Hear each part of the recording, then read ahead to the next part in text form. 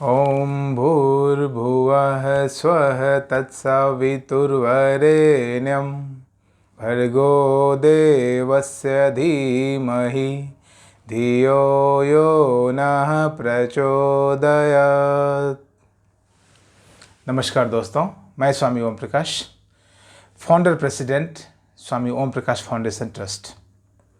दोस्तों, आज हम बात करेंगे फिजूल खर्ची को लेकर। जी हाँ, फिजूल खर्ची एक प्रकार का रोग है। यह वैसा रोग है जो कि शरीर में नहीं होते हुए भी शरीर में असर डालता है। यह रोग शरीर में नहीं होता, लेकिन उसके बावजूद ये शरीर पर बहुत ज़्यादा असर डालता है, और उतना ही नहीं, पूरे जीवन पर इसका बहुत असर पड़ता है। हम बात करेंगे इसी कड़ी में। आज एक पुस्तक हमारे पास, वह है उपासना और साधना। परम पूज्य गुरुदेव पंडित श्री राम शर्मा आचार्य, जिन्होंने गायत्री मंत्र को पुनर्जीवित किया और गायत्री परिवार की स्थापना की। पुनर्जीवित करने का क्या अर्थ है? गायत्री मंत्र जन जन तक पहुंचा हुआ नहीं था, उनको जन जन तक पहुंचाने का कार्य परम पूज्य गुरुदेव पंडित श्री राम शर्मा आचार्य जी ने किया। पूरे जीवन को उन्होंने इस उपासना और साधना में लगा दिया।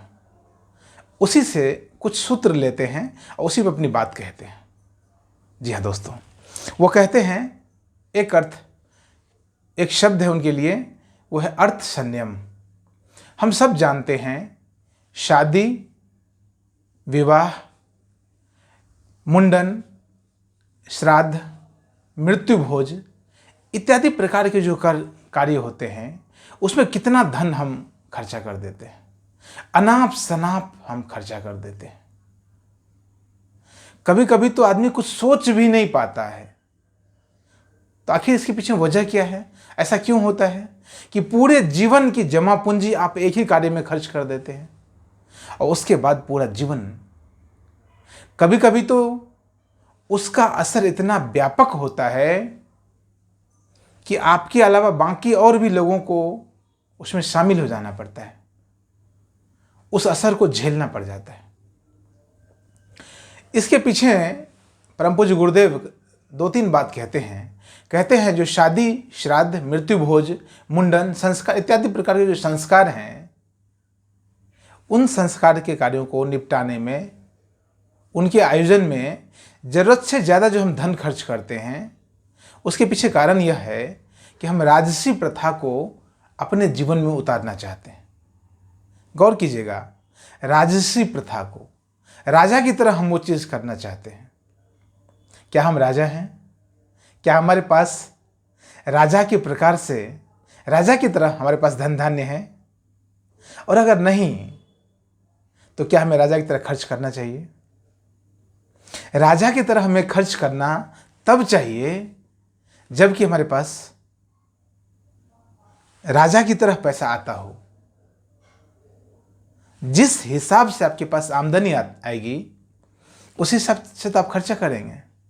पूरा जीवन आदमी कमाकर कुछ बचाता है, कुछ एक्यूमुलेट करता है, कुछ जमा करता है, और किसी एक खास कार्य में पूरी तरह झोंक देता है।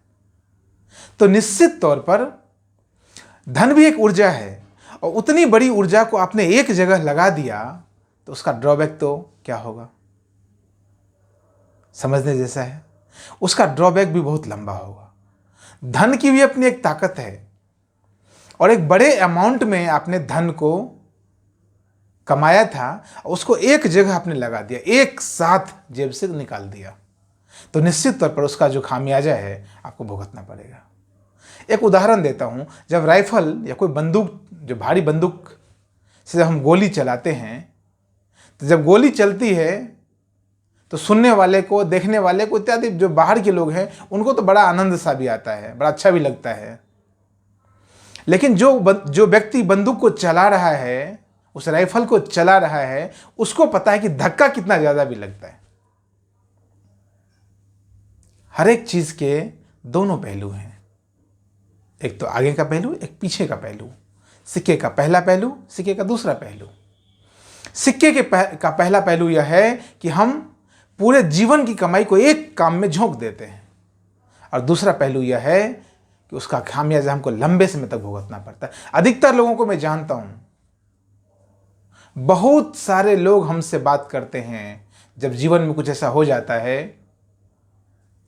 एक और बात है इसके पीछे, हम अपने आप को धनवान दिखाना चाहते हैं, दुनिया को है नहीं दिखाना चाहते हैं। अब अजीब प्रकार की बेवकूफी है यह, जो हम है नहीं वो दिखाना चाहते हैं। एक गलत प्रकार की कहावत भी है, कुछ लोग इस बहकावे में भी आ जाते हैं, अरे धन कमाया किस लिए, पैसा कमाया किस लिए तुमने, इसी काम के लिए तो पैसा कमाया है कि ताकि तुम जीवन को बर्बाद कर सको। नहीं, वो ये कहते नहीं है कि जीवन को तुम बर्बाद कर सको, लेकिन वो कह वही रहे हैं, वो अप्रत्यक्ष तौर पर वही कह रहे हैं कि तुम जीवन में जो तुमने कमाया है उसको एक साथ खराब कर दो, खत्म कर दो, ताकि तुम्हारा जीवन फिर से वहीं का वहीं आ जाए। कहने के लिए कहते हैं, अरे तुम्हारी इज्जत भी कोई चीज होती है, शान भी कोई चीज होती है। कहने के लिए वो आपको अच्छे शब्दों का इस्तेमाल कर रहे हैं, प्रोत्साहन दे रहे हैं, लेकिन वो प्रोत्साहन नहीं है, वो बिल्कुल ही नकारात्मक शब्द है। आपके जीवन के लिए वो सबसे दुखद क्षण है, सबसे दुखद शब्द है वो। मैं आगे आपको ले चलता हूं, और इसके साथ गुरुदेव कहते हैं कि संयम 2-3 प्रकार से जीवन में बहुत आवश्यक है। एक तो है अर्थ संयम, दूसरा है विचार संयम, तीसरा है समय संयम। अगर इन तीनों चीजों पर अगर हमारा संयम हो जाता है, संतुलन हो जाता है, तो क्या होगा, हमारा जीवन सध जाएगा, हम साधना में उतर जाएंगे, हम साधना की पद्धति पर, साधना की पटरी पर चलने लग जाएंगे, उपासना हमारे जीवन में फलित होने लग जाएगी, साधना हमारे जीवन में उतरनी शुरू हो जाएगी। और जब साधना हमारे जीवन में उतर जाएगी तो क्या होगा, जीवन, वर्तमान जीवन और भविष्य उज्जवल हो जाएगा। आज फेसबुक पर, ट्विटर पर, सोशल मीडिया पर मैं देखता हूं एक लाइन चलता रहता है, बहुत सारी लड़कियां अधिकतर शेयर करती हैं। वो कहती हैं कि जिस प्रकार कोरोना काल में जो शादी हो रही है, अगर इसी प्रकार से शादियां होनी शुरू हो गई तो बहुत सारे पिता कर्जदार बनने से बच जाएंगे। निश्चित तौर पर कहीं ना कहीं दर्द तो है, और यह दर्द किसी एक व्यक्ति का नहीं है, एक जाति का नहीं है, एक बिरादरी का, एक धर्म, एक संप्रदाय का नहीं है। यह रोग सभी लोगों में बराबर फैला हुआ है। जी हां, मैं अपनी बात को दोहराता हूं, यह रोग सभी लोगों में बराबर फैला हुआ है। ऊंच नीच सभी लोगों में, गरीब अमीर सभी लोगों में यह बराबर फैला हुआ है। आगे चलते हैं और बात करते हैं उज्जवल भविष्य की और वर्तमान जीवन का। वर्तमान जीवन इस संयम से तो जरूर सध जाएगा आपका। विचार करेंगे आप, विचार संयम का मतलब है विचार करेंगे आप, आपका किस चीज में भला है, किस में भला नहीं है, समय कितना किस में लगाना है, किस में कितना नहीं लगाना है, अर्थ कहाँ लगाना चाहिए, कहाँ नहीं लगाना चाहिए, कितना कमाना है, कितना बचाना है, उसकी एक पद्धति भी मैं आपको बताऊँ, एक प्रैक्टिस भी मैं आपको बताऊंगा अंत में। उससे पहले एक बात, दो बात कह देना चाहता हूं। अभी जो आदरणीय प्रधानमंत्री मोदी जी 20 लाख करोड़ के आर्थिक पैकेज की घोषणा की है उन्होंने, उसमें उन्होंने एक बड़ी सुंदर बात कही है कि 21वीं सदी भारत की सदी होगी। और उसी क्रम में दूसरे महान व्यक्तित्व परम पूज्य गुरुदेव पंडित श्री राम शर्मा आचार्य कहते हैं, उज्जवल भविष्य हमारा होने वाला है। कब? वो कहते हैं 21वीं सदी उज्जवल भविष्य। और मैं ऋषियों के हवाले से मैं स्वयं ओम स्वामी ओम प्रकाश आपसे कहता हूं कि 21वीं सदी उज्जवल भविष्य हो रहा है। दिख रहा है कि सब कुछ बहुत ही नियंत्रित अवस्था में हो रहा है, बहुत ही संयमित तौर से हो रहा है। और इसीलिए गुरुदेव की बात आज भी बहुत ज्यादा सार्थक सिद्ध हो रही है, जो कह रहे हैं कि अर्थ संयम, समय संयम इत्यादि प्रकार के संयम। संतुलन बहुत ही आवश्यक है, भगवान बुद्ध स्वयं कहते हैं कि सम्यक अष्टांगिक जो मार्ग है भगवान बुद्ध का, उसमें 8 प्रकार, तो पहले उन्होंने सम्यक जोड़ दिया है, संतुलित। वही मैं आपसे कहता हूं, आपका जीवन अगर स्वस्थ हो सकता है, अगर आपका जीवन सुखद हो सकता है, आपका भविष्य उज्जवल हो सकता है, तो उसके लिए आपको संयमित होना पड़ेगा। और मैंने कहा एक प्रैक्टिस आप करिए, एक कार्य आप करिए, और वह कार्य बहुत सामान्य है। हमारे एक मित्र हैं, वैसे तो बहुत बड़े व्यक्तित्व हैं, लेकिन बहुत लो प्रोफाइल जीवन जीते हैं।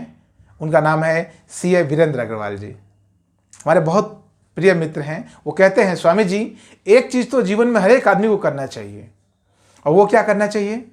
अपने आर्थिक स्थिति को समझने के लिए आपको जो आमदनी आपके पास आता है और जो खर्चा आप करते हैं, दोनों को बराबर आप रजिस्टर मेंटेन करिए। किसी को दिखाने की आवश्यकता नहीं है, किसी को बताने की आवश्यकता नहीं है। आप कहाँ लिखते हैं? एक कॉपी रखिए, 5-10 रुपये का कॉपी रखिए, 1-2 रुपये का पेन रखिए, और आप लिखिए अपने जीवन में जो खर्चा आप करते हैं, प्रतिदिन जो खर्चा आप करते हैं। संयम को आपको समझना है बहुत ही गहराई से, तो आपको अपने खर्चे को समझना पड़ेगा। आमदनी और खर्चा को एक बार लिखना शुरू कर दीजिए। क्या होगा इससे? क्या होगा इससे पूछिए। इससे यह होगा कि आपके दिमाग में यह हमेशा बना रहेगा कि कितना पैसा आ रहा है और कितना पैसा जा रहा है। इससे आपका स्वयं का मैनेजमेंट शुरू हो जाएगा। आपके भीतर एक ऑटो मैनेजमेंट, स्वतः आपके भीतर कुछ ऐसा होने लग जाएगा जिससे आपके जीवन में प्रबंधन, कहिए जीवन प्रबंधन, कहिए लाइफ मैनेजमेंट, कहिए मनी मैनेजमेंट होना शुरू हो जाएगा। स्वतः ये मैनेजमेंट की प्रक्रिया आपके भीतर आने शुरू हो जाएगी। बहुत ही सामान्य प्रयोग है। आपके पास जो पैसा आता है प्रतिदिन, उसको एक तरफ लिख लीजिए, और जो आप खर्चा करते उसको एक तरफ लिख लीजिए। दिखाना किसी को नहीं है, वो धीरे धीरे आपके सबकॉन्शियस माइंड में चला जाएगा, और आपका मैनेजमेंट उच्च से उच्चतम स्थिति की ओर शुरू हो जाएगा, और आपका जीवन बिल्कुल संयमित हो जाएगा, और आपका वर्तमान सुखद हो जाएगा, भविष्य उज्जवल हो जाएगा। इस वीडियो में इतना ही। बहुत बहुत धन्यवाद। नमस्कार।